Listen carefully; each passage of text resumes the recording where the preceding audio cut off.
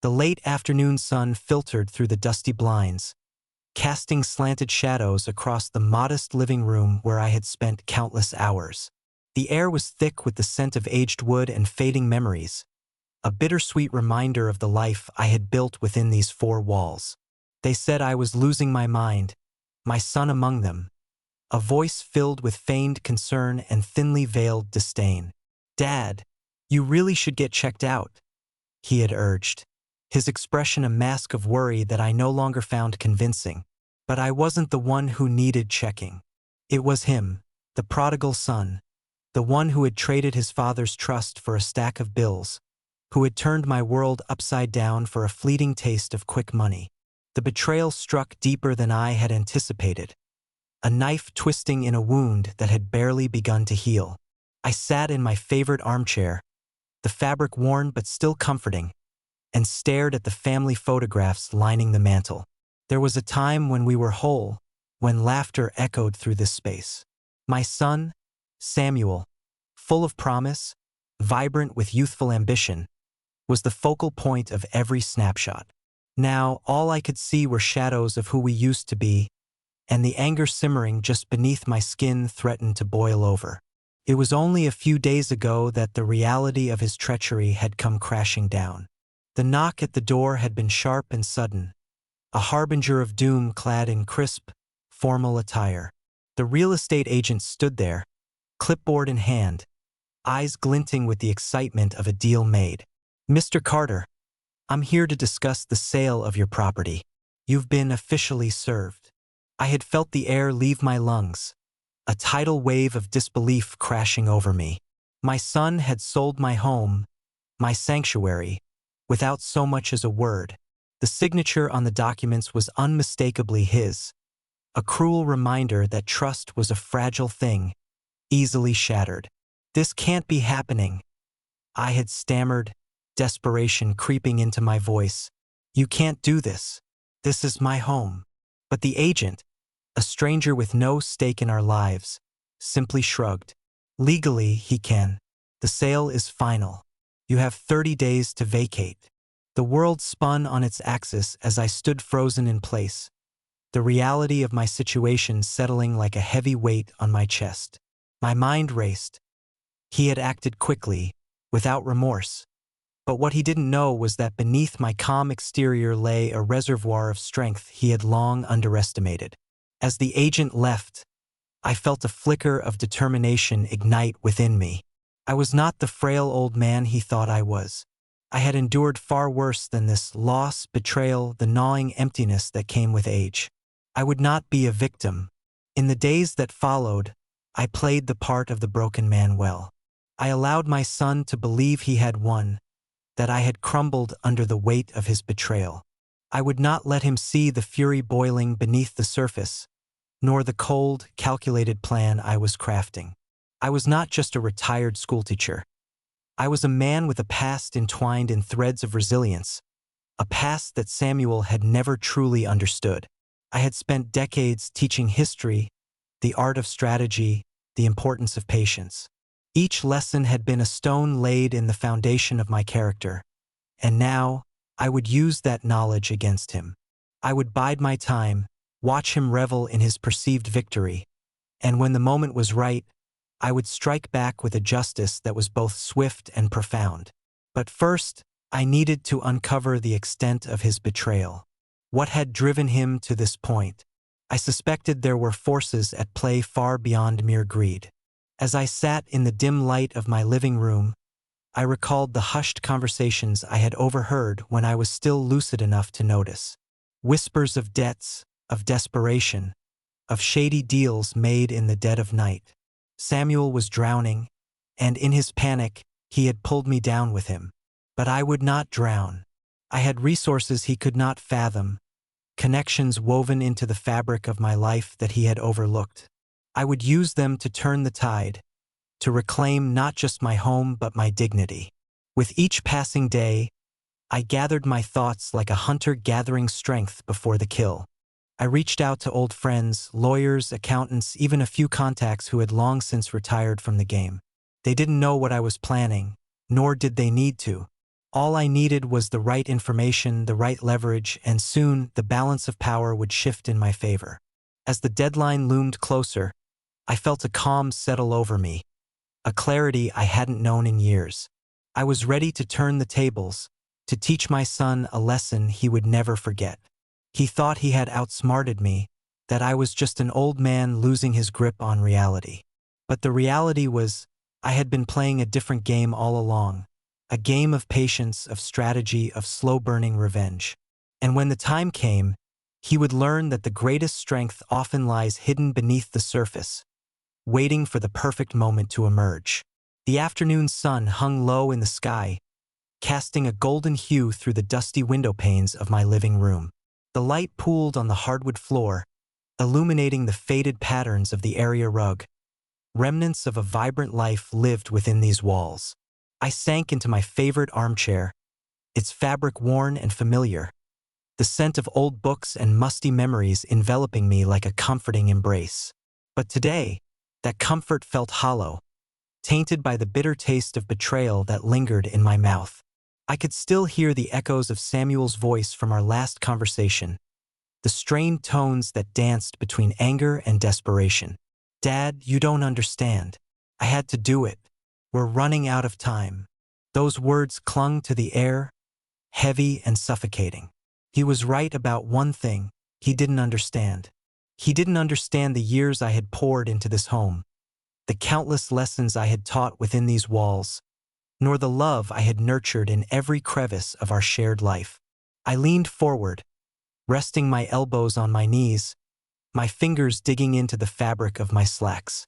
The decision to sell the house was not just a financial transaction. It was a severing of ties, a betrayal that felt like a dagger thrust into my heart. A wave of anger surged within me, but beneath that anger lay something more profound, a sense of loss. I had raised Samuel to be better than this, to cherish family above all.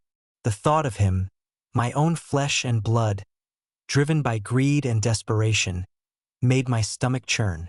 But I was not the frail man he believed me to be. I was a retired schoolteacher, yes, but I had spent decades honing my mind, my wit, and my resilience. I wouldn't let this betrayal go unanswered. There had to be a way to reclaim my life, my dignity, and my home. The clock on the wall ticked gently, each second echoing the urgency of my situation. I glanced at the calendar, the red ink of the eviction notice glaring back at me. I had less than a week before the new owners would assume control. My chest tightened at the thought, but then I remembered the many battles I had fought throughout my career, how I had always come out on the other side, not just as a survivor but as a victor. This would be no different. First, I needed to understand the full scope of Samuel's motivations. Had he truly sold the house out of desperation, or was there something more sinister lurking beneath the surface? I recalled the whispers I had overheard from neighbors about financial troubles, about debts that seemed to pile higher than the autumn leaves that scattered across my front yard. Perhaps he was in over his head, drowning in a sea of bad decisions.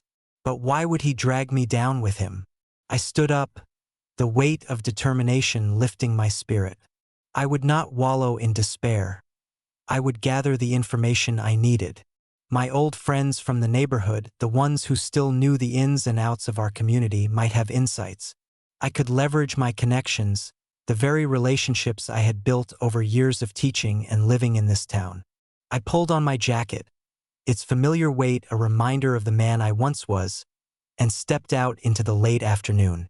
The crisp air hit my face like a splash of cold water, invigorating yet grounding. I walked slowly, taking in the sights and sounds of my neighborhood, the laughter of children playing in yards, the scent of freshly mowed grass, and the distant hum of cars passing by. Each step felt heavy with purpose, a reminder of the stakes at hand. I was not just fighting for a house. I was reclaiming my identity, my legacy. The first stop was Mrs. Thompson's house, a few doors down. She had been my neighbor for over 20 years, her garden a riot of colors that seemed to bloom with her ever-present optimism. As I approached her porch, I noticed the way the sunlight danced through the leaves of her cherry blossom tree, a beautiful reminder that life continues even amidst turmoil. "Mr. Jenkins," she called out, her voice as warm as the sun. "What a pleasant surprise. I haven't seen you in ages." "Hello, Mrs. Thompson," I replied, forcing a smile despite the turmoil churning inside. "I was hoping to catch up and maybe ask you a few questions about Samuel."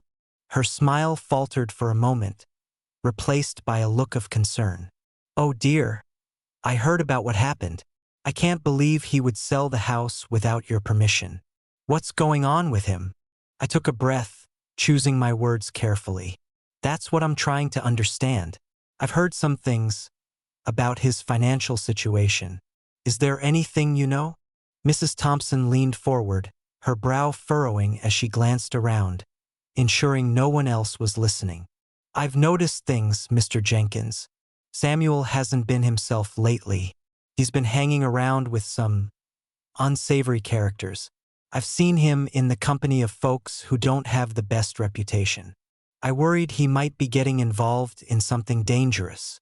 Her words sent a chill through me, an icy finger tracing the outline of my spine. I had suspected that Samuel's desperation might lead him down a dark path, but to hear it confirmed from Mrs. Thompson shook me to the core. "Dangerous? What do you mean?" She hesitated, her hands wringing together.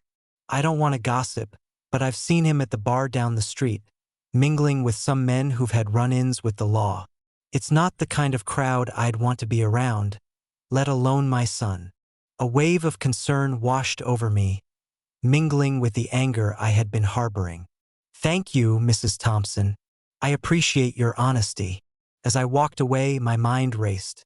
Samuel's choices were leading him into treacherous waters, and I feared for what that could mean not just for him, but for me as well.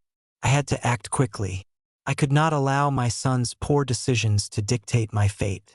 The sun dipped lower in the sky as I made my way to the old diner where I had spent countless afternoons sipping coffee with friends. The familiar smell of fried food and spilled milkshakes wafted through the door as I pushed it open, the bell jingling above my head. I scanned the room, my heart racing at the thought of confronting what lay ahead. After a moment, I spotted Mr. Harris, the retired police officer, hunched over a cup of coffee at the counter, his weathered face lined with years of experience. I approached him, my resolve solidifying with each step. "Mr. Harris?" I greeted, pulling out a chair beside him. "Do you have a moment?" "Always for you, Jenkins," he said, his eyes brightening. "What's on your mind?" "I need your help. It's about Samuel." His expression shifted, a mix of concern and curiosity crossing his features. "What's he done now?" I recounted the events that had unfolded, laying bare my fears and suspicions. As I spoke, I could see the gears turning in his mind, his detective instincts kicking in. "You're right to be worried. If he's involved with the wrong crowd, it could get messy. You might want to think about getting some legal advice." "Legal advice?" I echoed, the idea settling in my mind like a stone. "You mean to contest the sale?" "Absolutely. If he didn't have your permission, there's a case to be made. Plus, if he's in debt up to his ears, the last thing you want is to lose everything you've worked for." The notion of fighting back ignited a flicker of hope within me. I had spent my life teaching children the importance of standing up for what was right, and now it was my turn to embody those lessons. "Thank you, Mr. Harris. I'll look into it." As I left the diner, the sky transformed into a canvas of oranges and purples, the sunset mirroring the fiery resolve building within me. I was not defeated. I was merely beginning a new chapter. With each step toward home, I felt the weight of despair lift, replaced by the exhilarating rush of empowerment. I would confront Samuel not just as a father, but as a man who refused to be a victim of circumstance. The tables would turn, and when they did, I would reclaim not just my house, but my dignity, my place in the world, and perhaps a chance to mend the fractured bond with my son. To be continued. The late afternoon sun slanted through the living room window, casting long shadows across the worn wooden floor. Dust motes danced lazily in the golden light, a reminder of days gone by, as I sat hunched over my dining table, my fingers tracing the familiar grooves of its surface. It was a simple table, but it held a lifetime of memories: family dinners, school projects, and countless cups of tea shared with Samuel. Now it felt like a battlefield, and I was preparing for war. The eviction notice, a stark white sheet of paper, lay crumpled beside my half-empty cup of cold tea. I could hardly bear to look at it, yet it beckoned me like a siren's call. I had spent the better part of the morning wrestling with my thoughts, each one a jagged piece of glass that cut deeper as I pondered Samuel's actions. How could he do this to me? To us? The questions gnawed at my insides, but the undercurrent of determination surged within me, like a river seeking its course. I picked up the phone, my hand trembling slightly as I dialed the number Mr. Harris had provided. I needed legal advice, but more than that, I needed clarity, an understanding of what my options were and how to fight back against the tidal wave that Samuel had unleashed. As the phone rang, I took a moment to breathe, the air heavy with the scent of old books and lingering memories. "Hello," a crisp voice broke through the haze. "Is this Mr. Thompson?" I asked, my voice steady despite the storm brewing inside me. "Yes, this is he. How can I help you?" "I'm Mr. Jenkins, a retired schoolteacher. I need to discuss a matter regarding my son and the sale of our family home." "Right," he replied, his tone shifting to one of professional concern. "What seems to be the issue?" I felt the words spill out, each one a confession. "My son sold our house without my consent. I'm facing eviction, and I fear there's more to this than just a simple sale. I need to know what I can do. Let's set up a time to meet, Mr. Jenkins. It sounds like you have quite a situation on your hands." After we arranged to meet the following day, I hung up the phone with a mix of hope and dread. A small part of me wondered if I was wasting my time. After all, Samuel seemed so resolute in his decision. But I had to try. I had to fight for my home, for my dignity, and for the love that had once filled these walls. That evening, as twilight settled in, I paced the living room, my mind swirling with images of my son. I thought of his laughter echoing through the halls, the way he used to run to me after a bad day at school, seeking comfort in my embrace. Those memories felt like a cruel joke now, mocking me as I prepared for the inevitable confrontation. The warmth of the sun had faded, leaving a chill in the air that seeped into my bones. Then came the sound. A car rolling into the driveway, the familiar rumble of Samuel's old sedan breaking the silence. My heart raced as I peered out the window, watching him step out, his shoulders hunched, hands shoved deep into his pockets.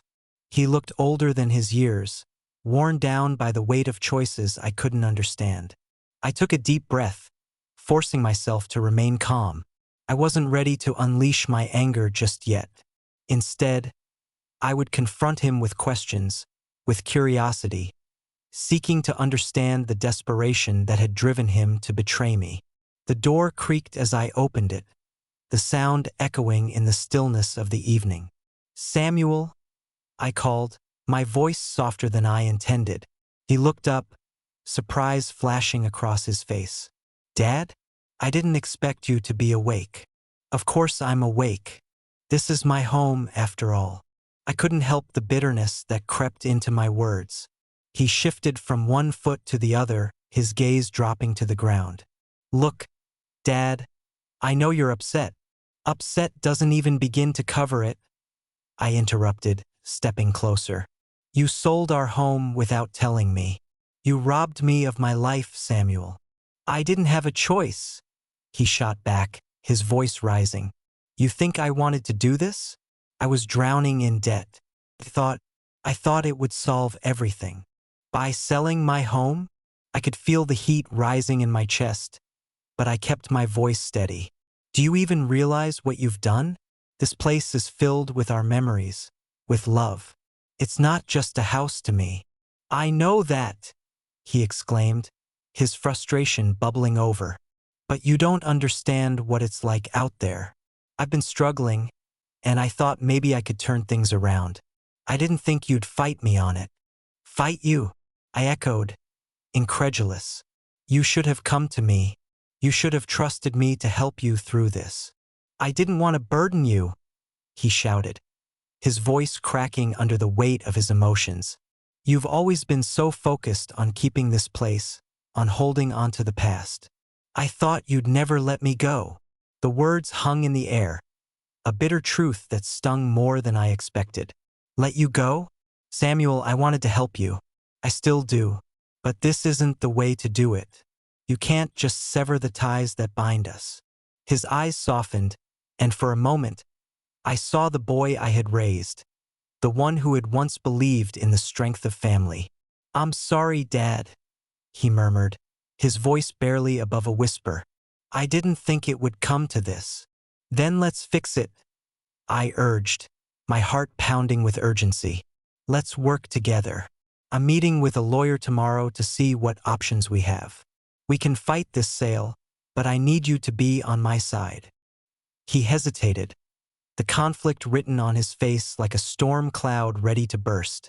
I don't know if I can face this, Dad. I'm scared. Scared, I replied, my voice softening. We're both scared, son, but fear can either paralyze us or propel us forward. I refuse to let it break us. We can reclaim our home, our lives, together. For a moment, silence enveloped us, the weight of our shared pain hanging heavy in the air.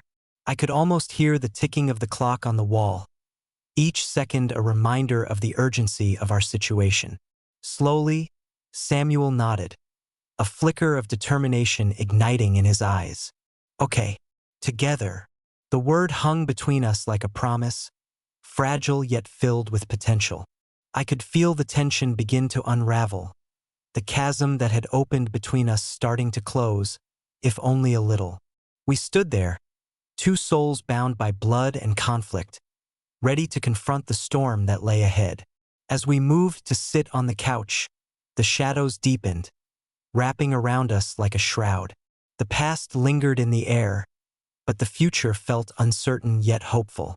With determination coursing through my veins, I knew that whatever lay ahead, we would face it together. The warmth of the sun may have faded, but I felt a flicker of light igniting within me, a sense of purpose that would not be easily extinguished. Tomorrow would come, and with it, a battle for our home. But tonight, as I sat next to my son, I felt a glimmer of what could be. A chance to rebuild, not just the walls of our house, but the very foundation of our relationship. And for the first time since this nightmare began, I dared to believe that maybe, just maybe, we could find our way back to each other. ##. The afternoon sun poured through the modest living room window, casting slanted rays that danced across the worn-out carpet, illuminating the dust motes that floated lazily in the air. I sat on the frayed armchair, the fabric cool against my skin, but the weight of betrayal hung heavy in my chest. My heart thudded against my ribs like an angry drum, each beat reminding me of the home I was about to lose. The walls, adorned with faded photographs of family gatherings and birthday celebrations, seemed to whisper memories of laughter, love, and a time when my life felt anchored. But now, as I glanced at the eviction notice crumpled in my hand, I could feel those memories slipping away like grains of sand through my fingers. Samuel's face loomed in my mind, a mixture of desperation and defiance. Why, Samuel? I had asked, my voice trembling with a cocktail of anger and sorrow. His response had been a mix of excuses and justifications that only dug the knife deeper. I was no longer the man who could be easily dismissed, and I was determined to reclaim what was rightfully mine. The realization that Samuel's actions were rooted in desperation stung, but it also ignited a flame of resilience within me. I couldn't simply let this happen. The thought of losing everything I had built, a life tethered to this home, was unbearable. I reached for my phone, its glossy surface reflecting my resolve. With trembling fingers, I dialed the number of my old friend, Margaret. She had been a lawyer in her younger days, sharp as a tack and with a heart that beat fiercely for justice. "Hello." Her voice was warm, like a cup of tea on a cold day. "Margaret, it's me, Mr. Jenkins. I need your help." The way she said my name with that familiar lilt reminded me of the years we had spent discussing literature and life over coffee, before life had taken us down different paths. "Of course, what's going on?" Her tone shifted, concern wrapping around her words like a cozy shawl. I took a deep breath, steeling myself. "It's Samuel. He's sold the house without my consent, and I need to know what my options are." There was a brief silence on the other end, a pause thick with disbelief. That's a serious situation. We need to meet, you understand? This isn't something to handle over the phone." As I agreed to meet her the following day, I glanced out the window.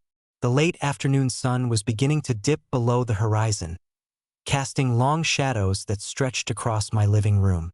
It felt like a metaphor for my life, once full of light and warmth, now slowly fading into darkness. The next morning, I prepared for my meeting with Margaret, my stomach a churning mass of uncertainty. I donned my favorite cardigan, the one with the small holes from years of wear, and as I looked in the mirror, I noticed the silver strands in my hair seemed to shimmer, a testament to battles won and lost. When I arrived at the small cafe where we agreed to meet, the smell of freshly brewed coffee enveloped me like a hug. It was comforting yet reminding me of how long it had been since I'd shared a moment like this with someone who understood my world. Margaret was already seated, her auburn hair glinting in the soft light, her brow furrowed in concentration as she reviewed some documents. "Mr. Jenkins," she greeted, her voice steady and warm. "Let's get down to business, shall we?" I sat across from her, my palms sweating as I recounted the events leading to this moment. With each word, I felt a mix of anger and betrayal rising within me, a storm gathering strength. Margaret listened intently, her brow furrowing deeper as I described Samuel's reckless choices and the ominous figures I suspected were pulling the strings behind the scenes. "This is serious, Jenkins," she finally said, her voice firm. "If Samuel has sold the house without your consent, that's a breach of contract. We can challenge this legally, but it'll take time and resources. He may have been influenced by someone, perhaps even coerced." I felt a chill run down my spine. "Coerced? You mean someone is pulling him into something dangerous?" "It's a possibility," she replied, her gaze steady. "We need to gather evidence. You mentioned some strange associates he's been hanging around with. Do you have any details?" The names I had overheard whispered in hushed tones at family gatherings bubbled to the surface. "There's this guy, Tony, and some others. I don't know much, but they have a reputation." Margaret nodded. "We'll need to dig deeper. I can help you with that, but I need you to be cautious. If they're involved in something illicit, they won't take kindly to inquiries." As she spoke, I felt a mixture of fear and determination. The thought of confronting Samuel and unraveling this web of deceit was daunting, but I couldn't let my son spiral further into darkness. "I'll do whatever it takes." Margaret smiled, a glimmer of pride in her eyes. "That's the spirit. We'll start by contacting a private investigator. They can help us gather more information on Samuel's activities and the people he's involved with." The conversation flowed seamlessly, the weight of my situation feeling a little lighter as I strategized my next steps. I left the cafe with a renewed sense of purpose, the sun shining brighter than before. I was not just a victim in this story. I was a man ready to reclaim his narrative. That evening, I returned home, the shadows of the day stretching long in my living room. The eviction notice still lingered, a reminder of the battle ahead. But as I moved through the space, running my hands along the familiar surfaces, inhaling the scent of aged wood and the faint hint of lavender from my late wife's potpourri, I felt a surge of resolve. I would not let this home be taken from me without a fight. I would confront Samuel, but first, I had to gather my strength, my resolve. Hours turned into days, and I began to piece together the puzzle of Samuel's life. I spent evenings poring over old family albums, reminiscing about better times, and crafting a plan that went beyond mere legal strategies. I reached out to old friends, reconnecting with those who had once filled our home with laughter and love. Each conversation brought me a little closer to understanding the man my son had become. Then came the day I had been dreading yet anticipating, the day I would confront Samuel again. I had invited him over, my heart racing as I paced the living room, the very air thick with tension. The sun dipped low, casting fiery oranges and reds that flickered against the walls, mirroring the tumult within me. When the door creaked open, I felt my resolve solidify. Samuel stepped inside, his face an unreadable mask. "Dad," he began, hesitation lacing his voice. "Samuel," I interjected, my tone firmer than I intended. "We need to talk." He shifted uneasily, his eyes darting around the room as if searching for an escape. "No more excuses," I said, cutting him off. "You sold our home without my consent. What were you thinking?" The silence that followed felt like a tidal wave crashing over us, heavy and suffocating. "I was trying to help," he finally said, his voice barely above a whisper. I thought it would solve my problems. By selling your childhood home, you've put everything at risk, Samuel. Do you know what you're getting into?" He opened his mouth, then closed it, the weight of my words settling heavily between us. I could see the flicker of conflict in his eyes, the battle between loyalty and desperation waging within him. "Please, I just need some time," he pleaded, his voice cracking. "I'm in deep with people you wouldn't understand."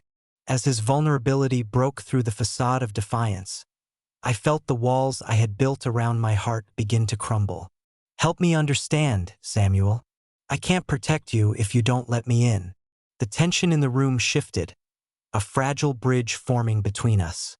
As we stood there, the shadows of our past flickering in the corners, I realized that this confrontation was not just about the house. It was about saving my son from drowning in a sea of his own making. "Let me help you," I said, my voice softer now, the edges of anger rounding into concern. "We can face this together, but you have to be honest with me." The late afternoon sun cast its final rays over us, illuminating the path toward healing, one step at a time. Together, we would fight not just for the house, but for the very soul of our family.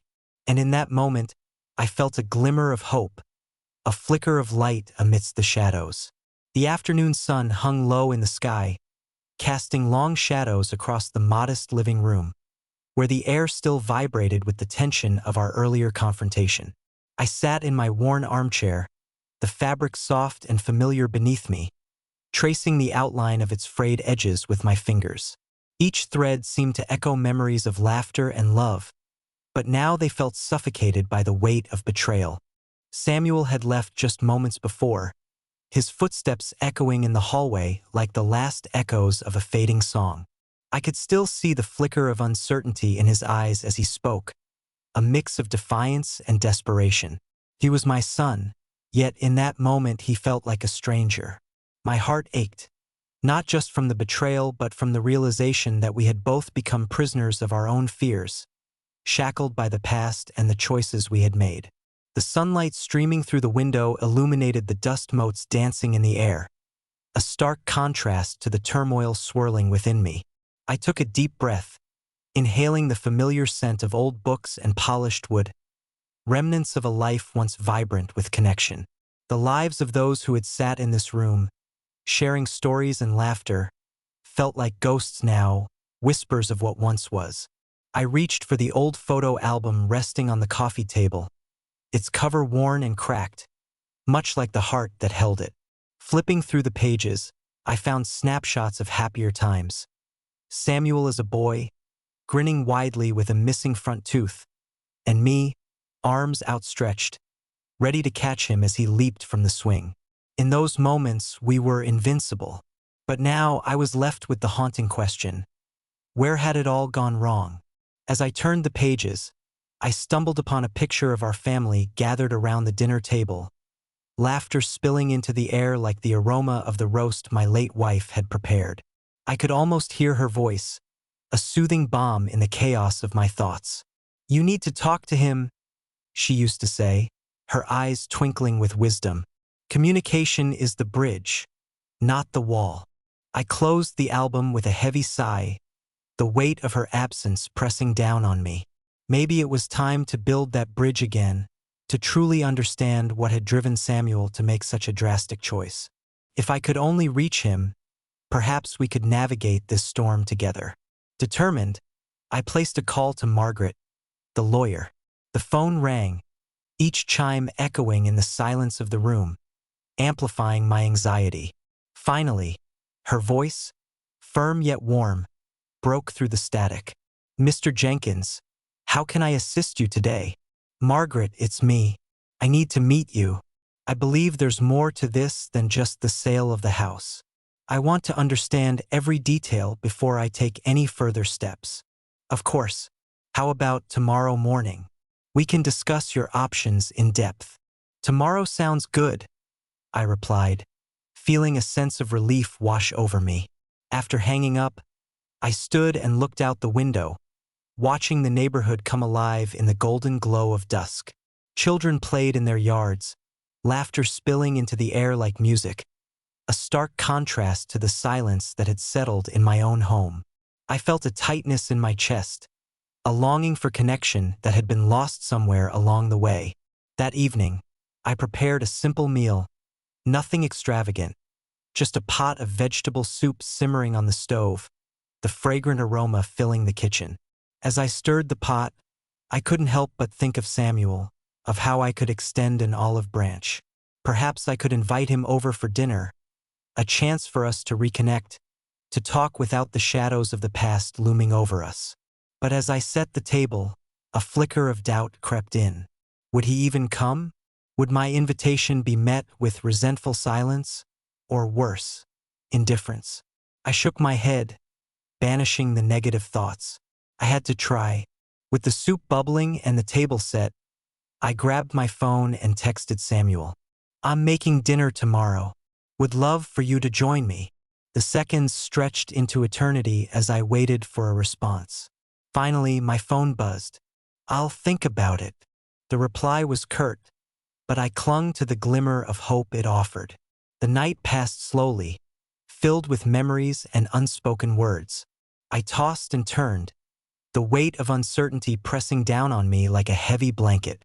Eventually, sleep overtook me, but not without dreams of a time when our family was whole, laughter echoing off the walls, the warmth of love enveloping us. The next morning, the sun rose with a brilliance that seemed to promise new beginnings. I prepared for my meeting with Margaret, donning my favorite blue sweater, one that always made me feel a bit more confident. As I walked to my car, the crisp autumn air filled my lungs, invigorating me. I was determined to reclaim not just my home, but my relationship with my son. Margaret's office was a modest space, filled with bookshelves lined with legal tomes and framed degrees. The scent of freshly brewed coffee wafted through the air, mixing with the faint smell of paper and ink. She welcomed me with a warm smile, gesturing for me to take a seat. "Mr. Jenkins, I'm glad you could make it," she said, her tone professional yet kind. "Thank you for seeing me on such short notice," I replied, settling into the chair across from her. "Let's get right to it. I reviewed the documents you provided, and it seems there are grounds for a legal challenge regarding the sale of your property. Your son had no right to proceed without your consent, especially given your living situation.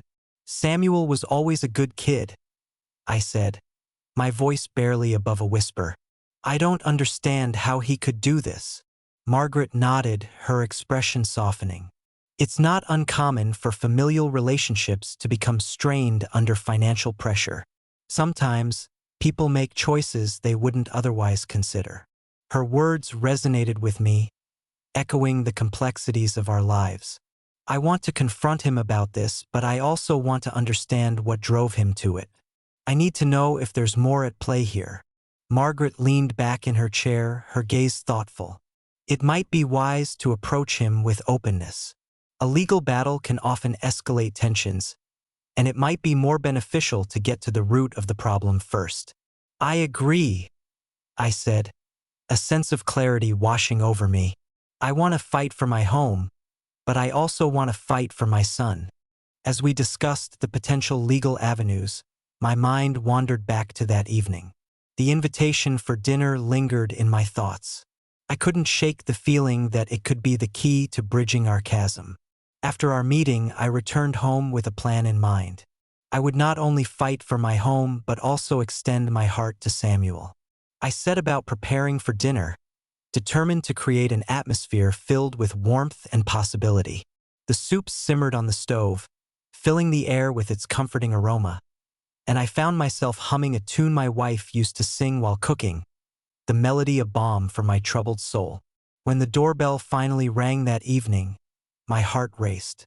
I opened the door to find Samuel standing on the porch, his expression unreadable.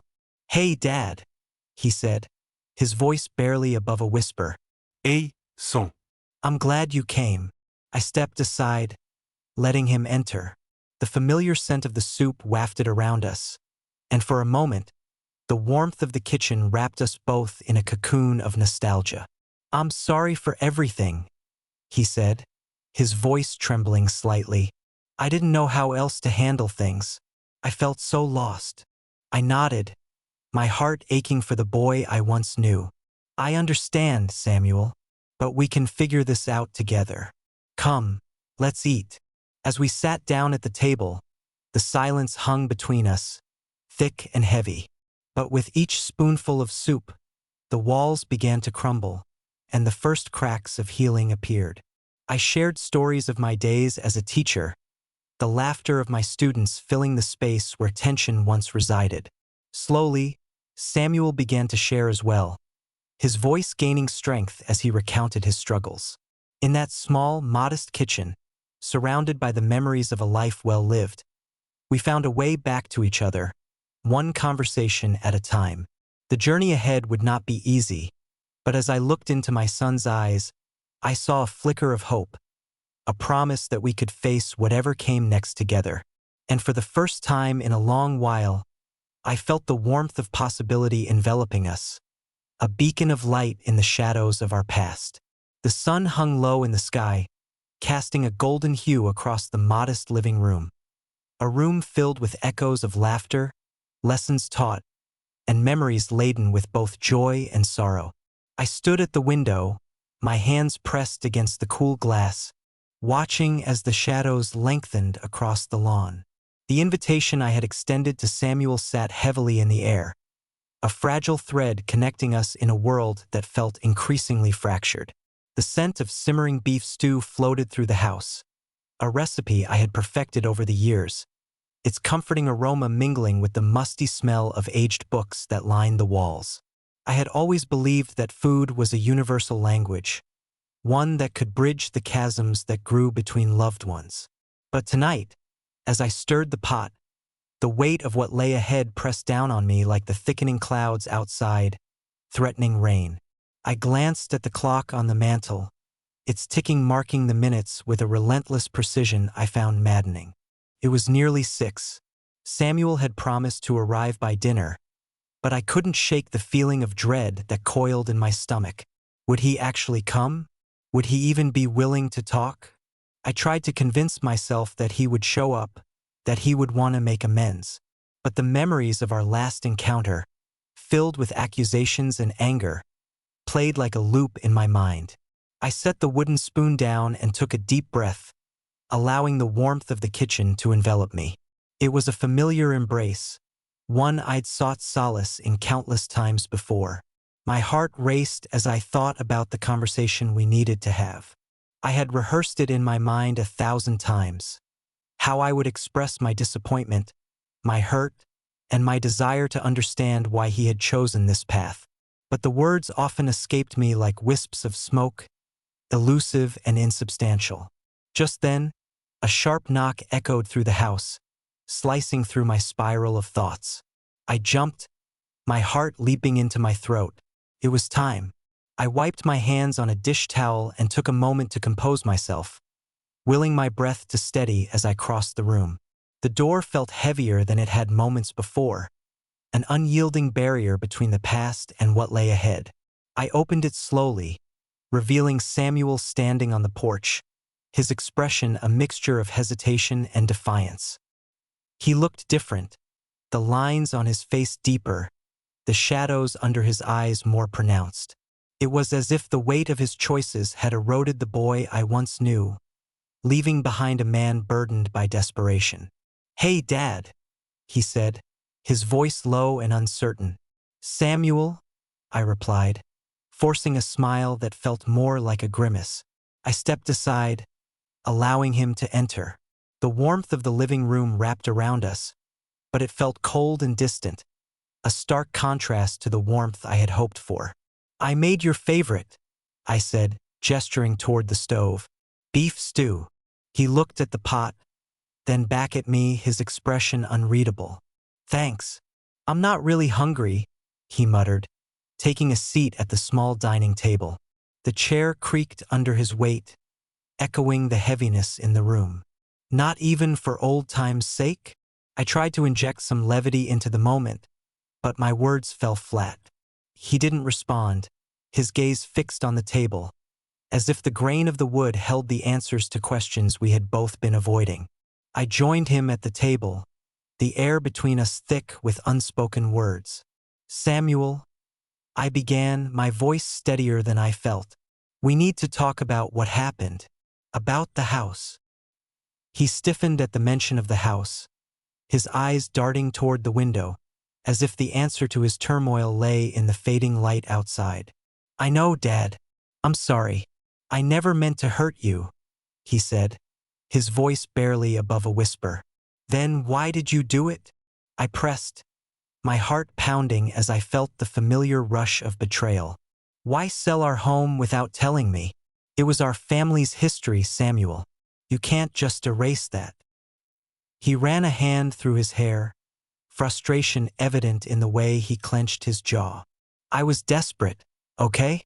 The bills were piling up, and I thought it was the only way to get some quick cash. I didn't think it would hurt you like this." "Didn't think," I echoed, the anger threatening to boil over. "You didn't think about the years we spent here, the memories we created? You didn't think about how it felt to lose the last piece of your mother." The mention of her name hung in the air, heavy and suffocating. I could see the flicker of pain in his eyes, the way his shoulders sagged under the weight of my words. I know it was wrong," he admitted, his voice cracking, "but I felt cornered. You don't understand what it's like out there for me right now." "Then help me understand," I urged, my voice softer now, the anger giving way to desperation. "Tell me what's really going on, Samuel. I need to know if this is just about money or if there's something more." His gaze dropped to the table as if the wood grain could offer him solace. "I've been hanging out with some people. Some bad people," he confessed, his voice barely a whisper. "They promised me quick money, and I got in over my head. I thought I could make it work, that I could pay everything back. But now, it's spiraling." The revelation struck me like a physical blow, and I felt a myriad of emotions crash over me. Fear, anger, and an overwhelming sense of loss. "What do you mean, bad people? Samuel, are you in danger?" He looked up then, his eyes wide with fear. "Maybe. I don't know. They've been pushing me to do things I'm not comfortable with. I thought I could just sell the house, get back on my feet, and everything would be fine. But it's just getting worse." I felt my heart crack under the weight of his confession. My son, my Samuel, caught up in a world I had only heard whispers of, a dark underbelly of desperation and deceit. "We can fix this," I said, my voice firm, even as doubt crept into my mind. "We can go to the police. I'll help you." "No," he shouted, his voice sharp and desperate. "You don't understand. If I go to the police, they'll come after me. I can't do that. I leaned back in my chair, my mind racing. The room felt stifling, the walls closing in as I struggled to grasp the enormity of the situation. Then what do you want from me, Samuel? I asked, my voice trembling with emotion. Do you want me to turn a blind eye? Pretend everything's fine while you're sinking deeper? I don't know, Dad, he exclaimed, his frustration boiling over. I thought selling the house would solve everything. I thought I could make it work. But I can't. I need help, but I don't want to endanger you. Help comes in many forms, Samuel. You need to be honest with me, I urged, my heart aching for the boy I had raised, now turned into a man so lost and afraid. Silence settled between us, thick and heavy, as we both grappled with the reality of what lay ahead. I could see the vulnerability in his eyes, the fear that had driven him to make choices he'd never have considered a year ago. It was a painful reminder of the darkness that lurked just beyond the edges of our seemingly perfect lives. Let's take it one step at a time, I finally said, my voice steadying. We can figure this out together. But you have to promise me you'll be honest. No more secrets. Samuel nodded, uncertainty flickering across his face. Okay, he said, the fight in him seeming to fade just slightly. I promise. As we sat together in the dim light of the living room, the shadows stretching across the floor, I felt a small flicker of hope ignite within me. Perhaps this could be the beginning of something new, a chance to rebuild not just our home but our relationship. It would be a long road ahead, fraught with challenges and uncertainty. But together, maybe we could navigate the darkness and find our way back to the light. The air was thick with unsaid words as I stood at the threshold of my modest living room, the fading afternoon sun casting long shadows across the hardwood floor. It was the same house where Samuel had taken his first steps, where laughter echoed off the walls during birthday celebrations, and where countless nights were spent reading stories by the glow of a single lamp. Now, it felt like a battleground, a space filled with memories that clashed against the stark reality of our current situation. My heart raced as I imagined Samuel walking through that door, the weight of his choices heavy on his shoulders. I had invited him for dinner, hoping that the familiar aroma of baked pasta and garlic bread might soften the edges of our confrontation. But the thought only intensified my anxiety. What if he didn't come? What if he came but refused to talk? The uncertainty gnawed at me, a persistent ache that echoed the turmoil in my mind. As I set the table, each clink of the silverware felt like a countdown. I arranged the plates, ensuring everything was just right, a small act of defiance against the chaos that threatened to consume us. I poured water into 2 glasses, the clear liquid shimmering in the light, a reminder that there was still hope for clarity amidst the confusion. The doorbell rang, its chime echoing through the silence like a plea for resolution. I took a deep breath, steadying myself before I opened the door. Samuel stood there, his face a mixture of apprehension and reluctance. The sun haloed around him, casting his features in an almost ethereal light, but the shadows under his eyes told another story. He looked older, burdened by the choices he'd made, and for a moment, I was struck by a wave of sympathy that washed over all the hurt. "Hey, Dad," he said softly, glancing down at his worn sneakers. The casual greeting felt like a fragile truce, and I stepped aside, allowing him to enter. "Dinner's almost ready," I replied, my voice steadier than I felt. "I thought we could talk." "Yeah, about that." His words trailed off, and the tension in the air thickened like a fog. I could see the internal battle waging within him. Samuel was still my son, but I couldn't ignore the distance that had grown between us, like a chasm carved by misunderstandings and unspoken fears. We sat across from each other at the dining table, the familiar setting now feeling foreign. The plates were filled with pasta, glistening with olive oil and sprinkled with fresh basil. The aroma wafted through the room, mingling with the tension that hung heavily in the air. I watched as he picked at his food, pushing the penne around his plate with a fork, as if trying to avoid the inevitable conversation that loomed over us. Samuel, I started, my voice breaking the silence. I need you to be honest with me about everything. He looked up, and for a moment, I could see a flicker of the boy I once knew, the one who would proudly bring home art projects and report cards filled with accolades. I've messed up, Dad. Really messed up. His admission hung in the air like a confession, and I felt a pang of sadness mixed with anger. What do you mean? Is it just the house? Or is it something more? He hesitated, his eyes darting around the room, as if searching for an escape. It's more than that. I got involved with some people I shouldn't have. His voice faltered, and my heart sank. They wanted money, and I thought I could fix things. I didn't mean for it to go this far. Samuel, I said, trying to hold on to my composure. Do you realize the danger you've put yourself in? And what about the house? You sold it without telling me, without even considering how that would affect me. I thought it would solve everything, he said, desperation creeping into his tone. I needed the money. I thought I could pay them back, but they're not the kind of people you just walk away from. The weight of his words settled over us like a heavy blanket, stifling the air.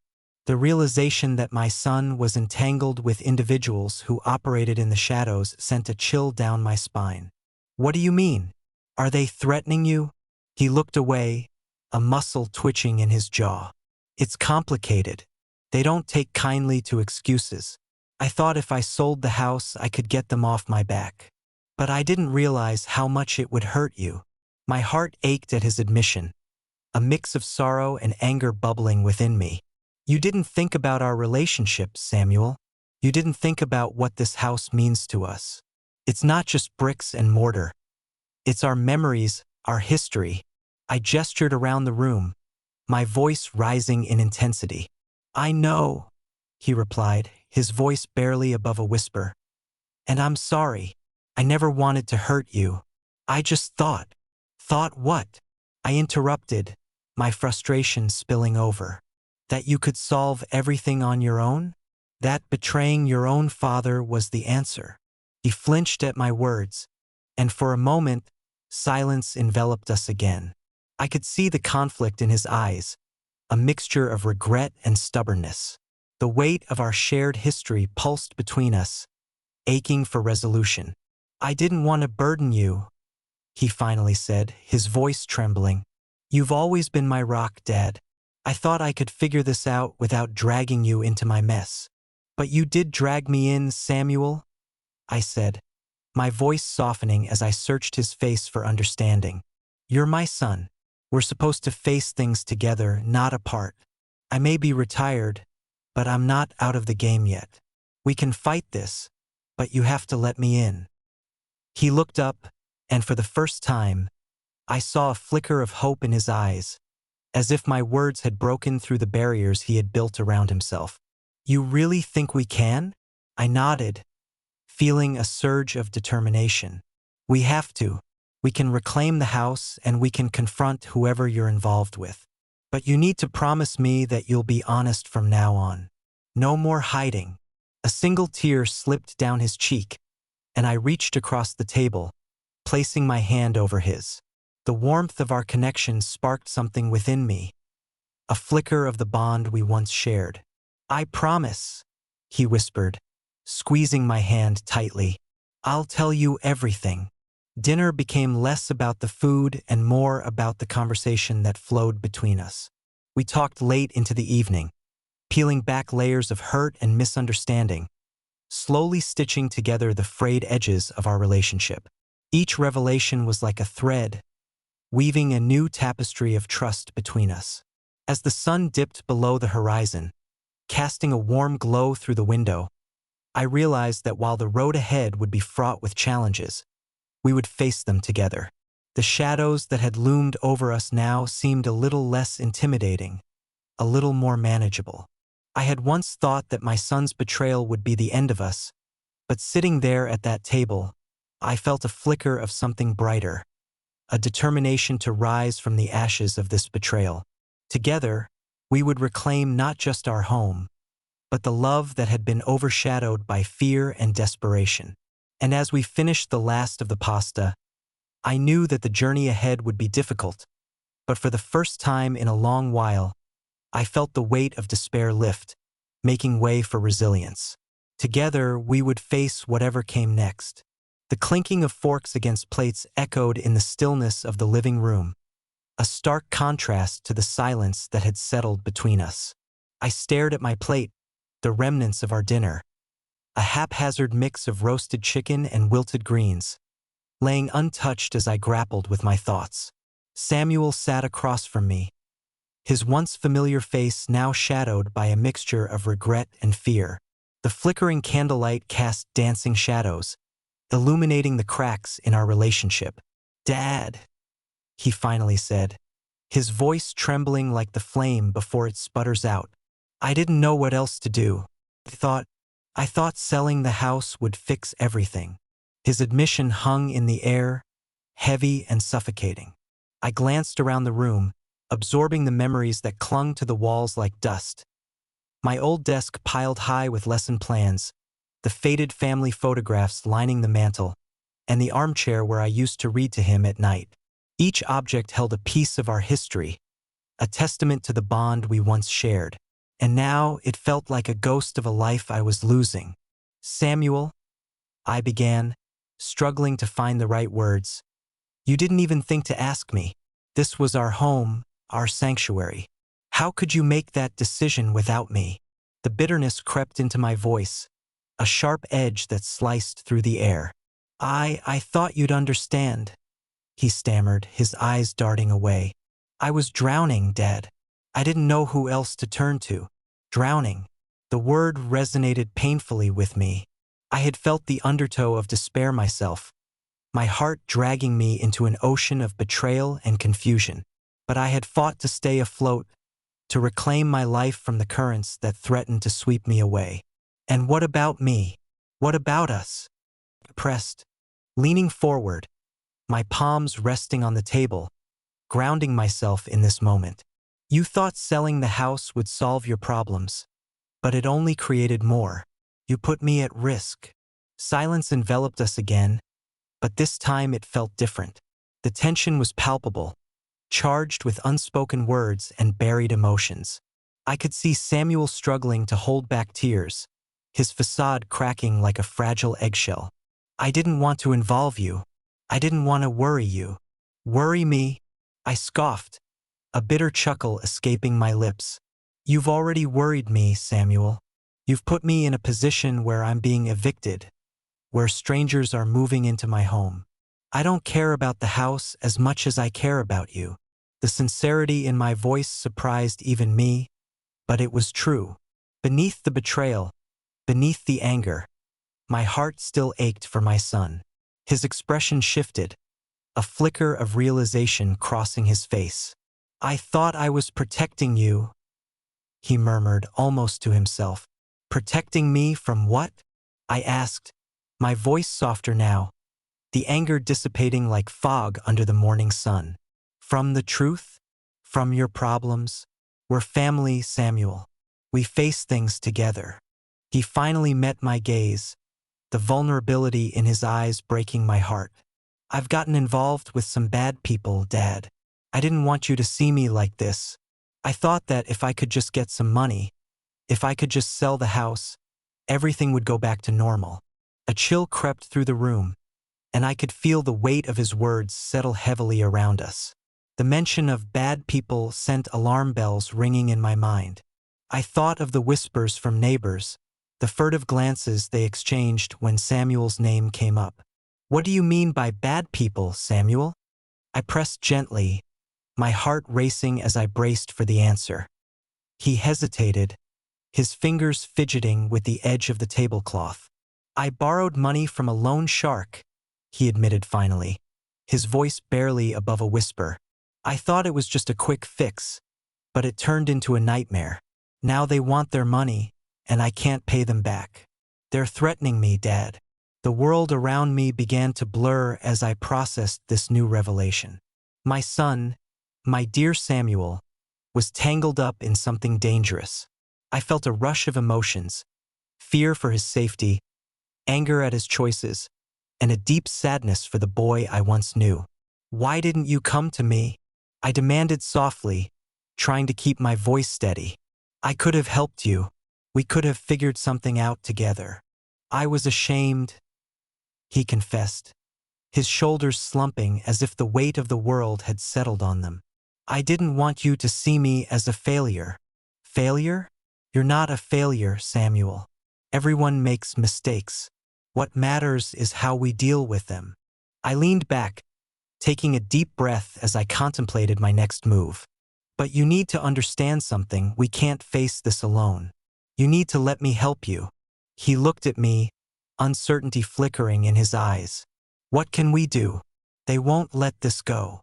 "I don't know yet," I replied, feeling the fire of determination ignite within me. "But we will find a way. First, we need to speak to Margaret. She can help us navigate this mess." Samuel nodded slowly, the fight in his demeanor shifting. "Okay," he finally said, a hint of hope creeping into his voice. "But what about the house? They're still planning to move in."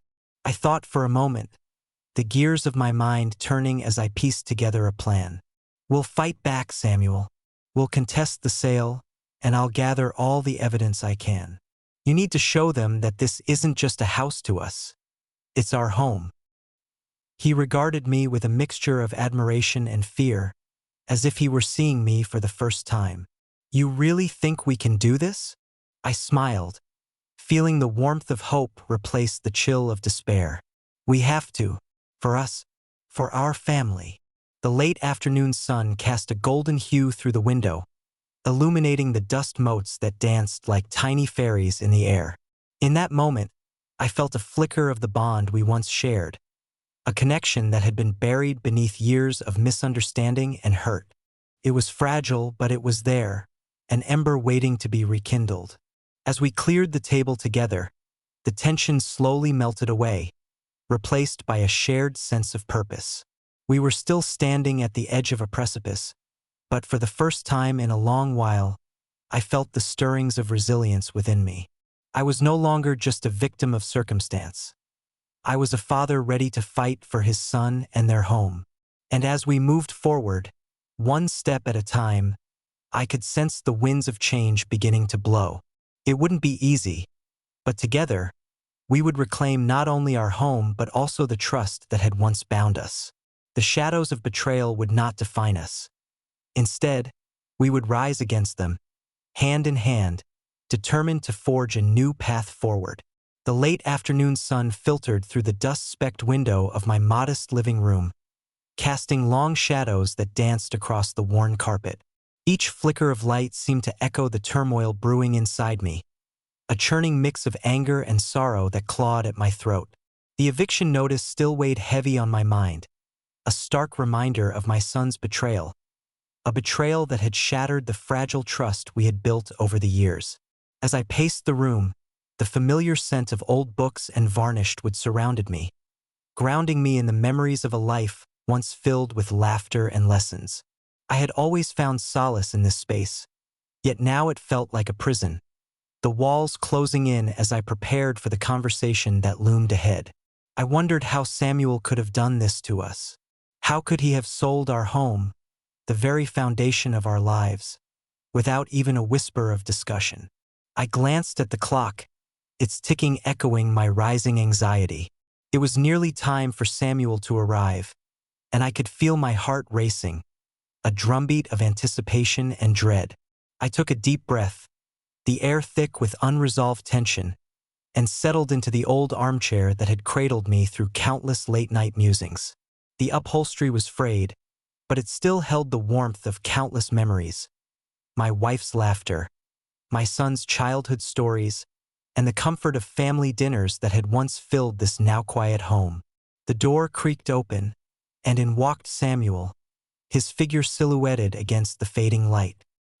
He looked tired, His shoulders hunched as if the weight of the world rested upon them.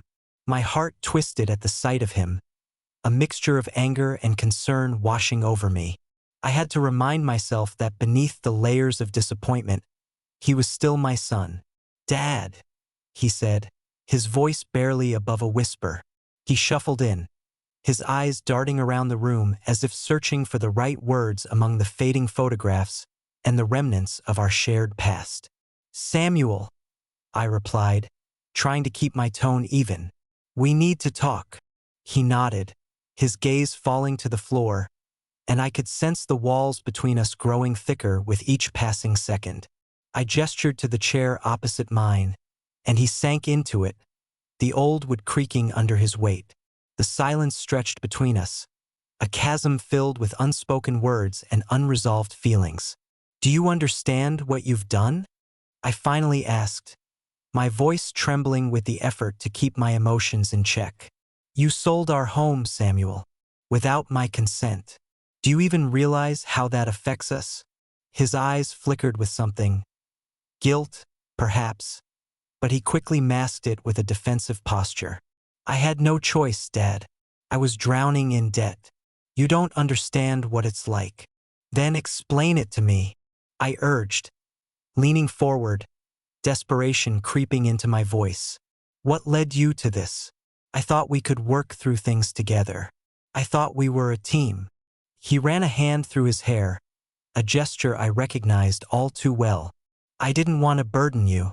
I thought if I could just sell the house, everything would be okay. I thought it would solve my problems. By destroying mine?" The words slipped out before I could stop them, sharp and cutting. I watched as they landed, the hurt flashing across his face.